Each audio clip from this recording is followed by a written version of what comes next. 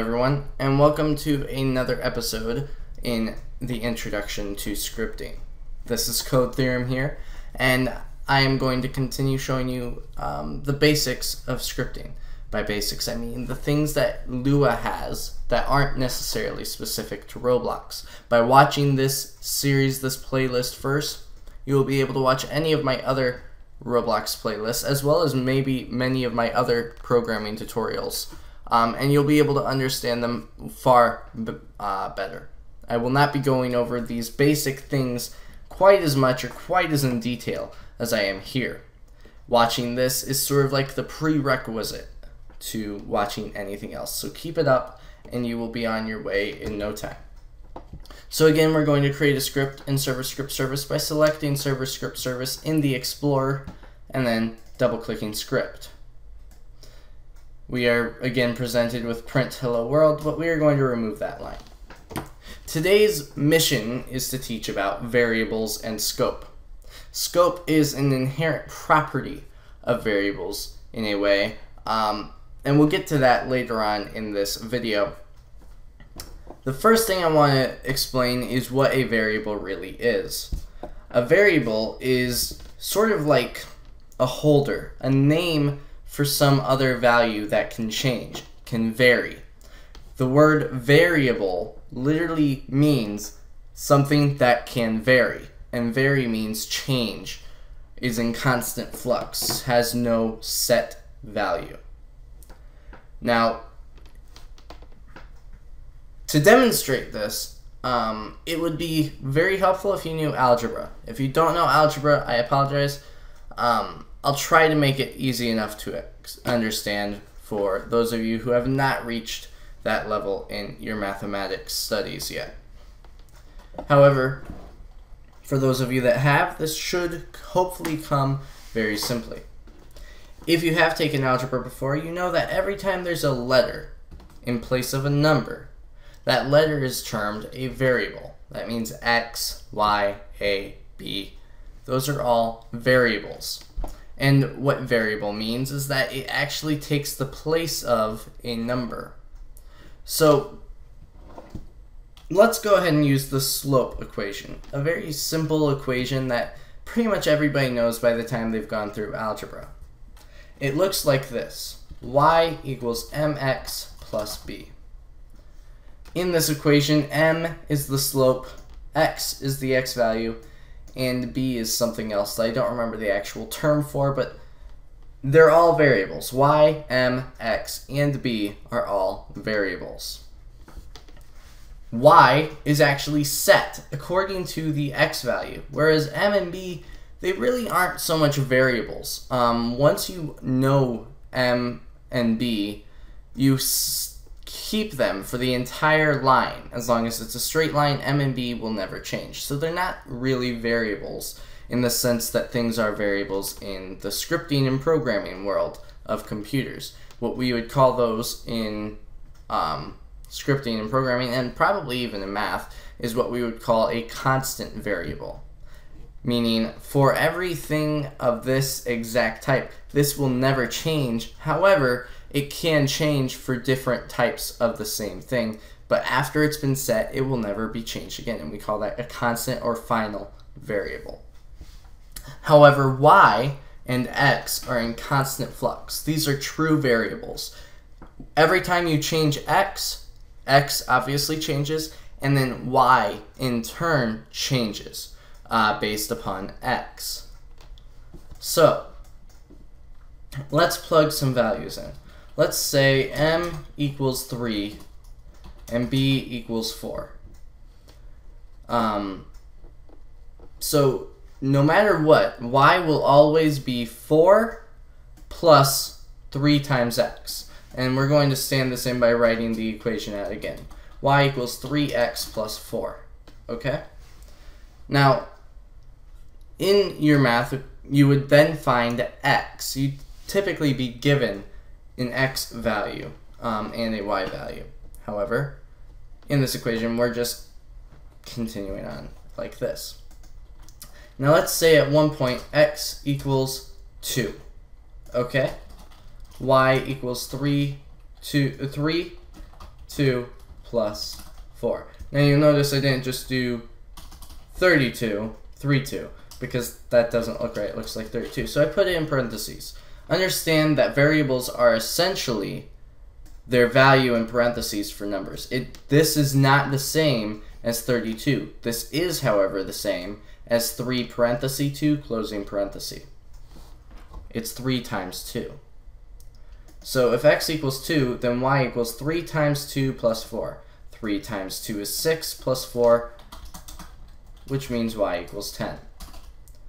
If x were to equal 5, or I typed 6, so we'll go with that. If x equals 6, then 3 times 6 plus 4 equals 3 times 6 is 18, 4 is 22.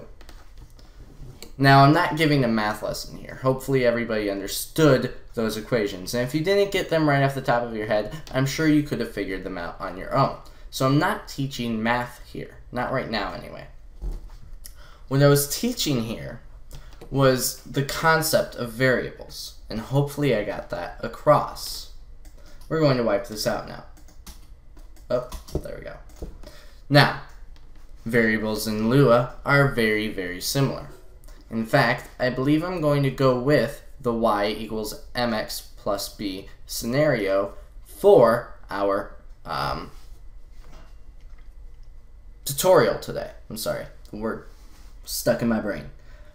So local, Lua is a very flexible language, and if you know more languages than Lua, or you ever do learn more, you'll understand what that means. I'm not going to go into it now, except to say that it forgives things and you can do things several ways and it should still work.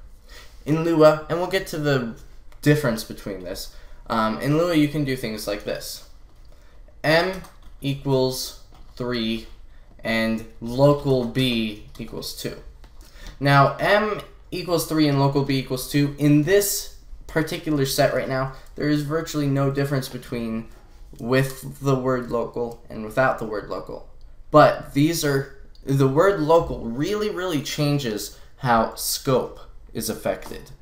We'll get into scope in just a couple minutes, but just know that that local keyword, which is highlighted in orange here, if you haven't changed how your editor looks, it will be highlighted in blue. That keyword changes a lot about how the script works.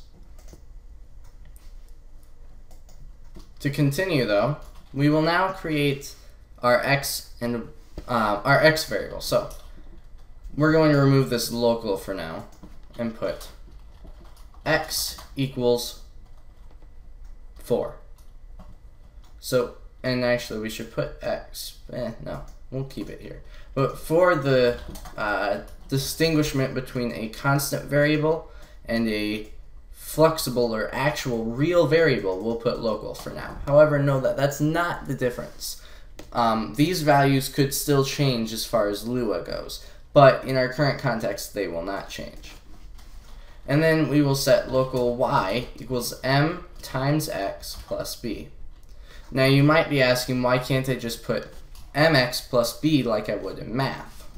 Well, the reason you can't do mx plus b without an multiplication symbol, which I know many of you probably think that should be an x to be a multiplication symbol, but it is common practice to use an asterisk or star for multiplication.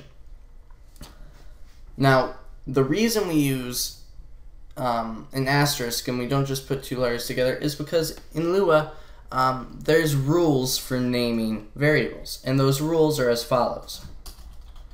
You can name something with as many letters, underscores, and numbers as you want. Alphanumeric and underscores. You cannot have spaces, you cannot have quotation marks, you cannot have slashes, you cannot have question marks, or anything fancy like that. But you can have any letter, and you can have capital letters and lowercase letters.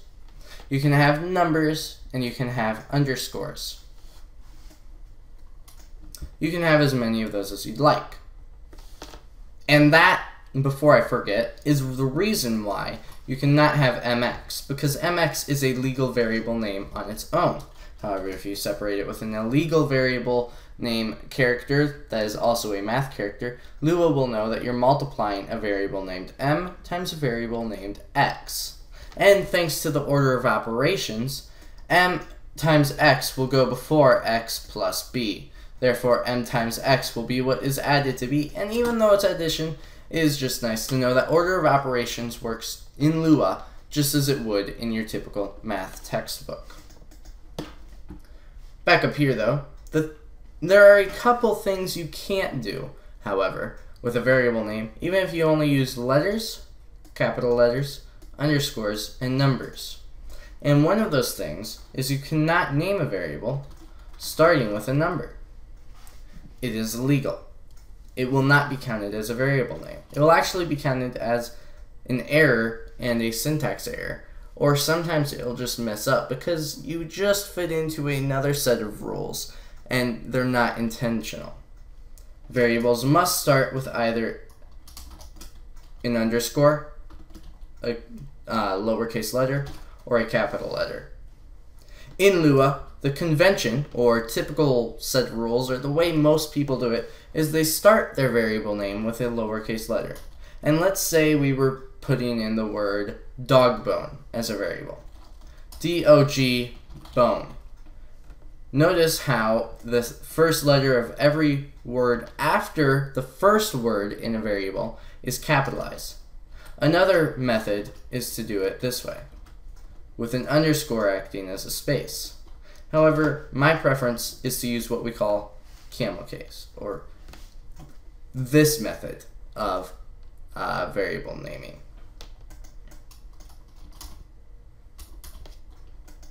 To return to our scripting though, we now have m equals 3, b equals 2, x equals 4, and y equals m times x plus b. In other words, y should equal 12, m times x, so 3 times 4 equals 12, and b equals 2. Therefore, 12 plus 2 equals 14. Now how can we check what the value of y is? We're simply going to print y by saying print y. I'm going to clear my output here, and we're going to go here and press run. Once we press run, we see 14 is what was printed. Now you might be asking, last tutorial to print, we had to do print parenthesis, quotation mark, something, anything, quotation mark, closing parenthesis. That's true for strings, and we're going to get into strings in a later episode.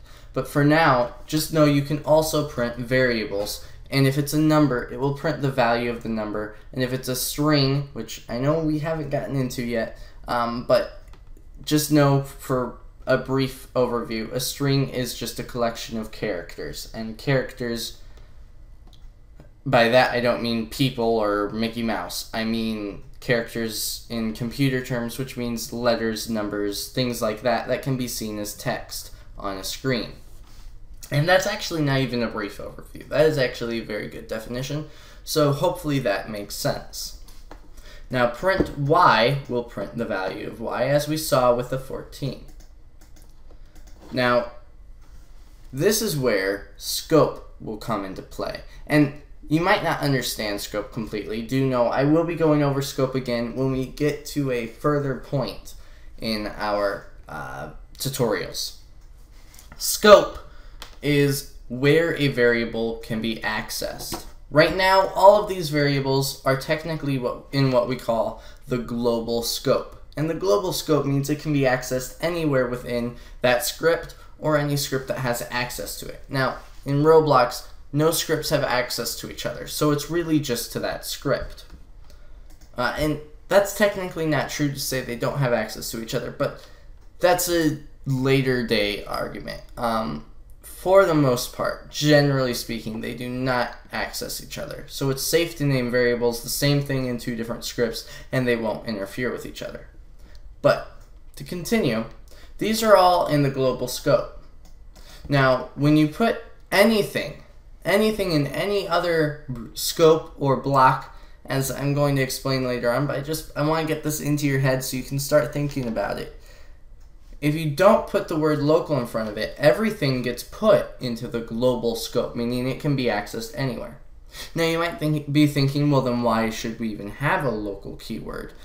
Doesn't it benefit us to be able to access something from everywhere? The answer is no. To put something in the global scope actually slows down your performance, because now the computer has to hold it all the time, not just as long as you're in that scope. And again, I'll be covering this again. But I really want to get you guys programming and scripting the correct way, so I want to tell you some things now. But the good idea is to put local in front of all of your variables, except this is where convention over configuration happens. And if you need to understand that phrase, it just means go with the man-made rules that make things more readable in scripting than the actual scripting syntax rules. Anyway, it's a very complicated thing. Anyway, for constant variables, is typically a good thing to not put the word local before them, because they are always going to be globalized, and, well, typically they will be globalized, and it's just common practice. Another common practice with constant variables, meaning variables that are set once and then never changed, is to actually use only capital letters for their names. And say we had Dogbone up here. Dogbone wouldn't look like this, nor would it look like this. It would actually look like that using an underscore. That is the typical way of doing it. Technically, there is no wrong way to name variables, but it is always a good thing to go with conventions so that if you ever need help, other people can read your code and they can understand it. The more readable your code is, the less error, or the fewer errors you'll have, because you'll be able to spot them easier. As well as, if you ever need help, like I said, if it's readable, if it goes with the conventions, other people will be able to help you out much easier. So convention and readability are honestly two of the most important things to scripting, and I hope to teach you that throughout my tutorials.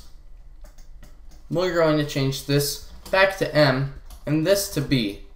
And we're going to change our equation to use these new capital letters. Hopefully this episode has made sense to you guys, and if so, I ask you to please like and thumbs up the video below. Also, please subscribe to my channel, Code Theorem, if you would like to see more and learn more about Roblox scripting or any other sort of development. Also, post in the comments below your thoughts, what you'd like to learn. And last but not least, please consider sharing these videos with your friends. Education is a tool we all could use, and if you want to help anybody, your friends are the first people you want to help. So give them the tools to make themselves better at scripting and to learn, and perhaps you and your friends can help script with each other to create amazing things and blast yourselves off in the universe of Roblox. Thank you again for watching. I hope you have enjoyed this video. This has been Code Theorem, teaching on variables and scope in ROBLOX Lua scripting in the Introduction to Scripting. I will see you all later. Bye.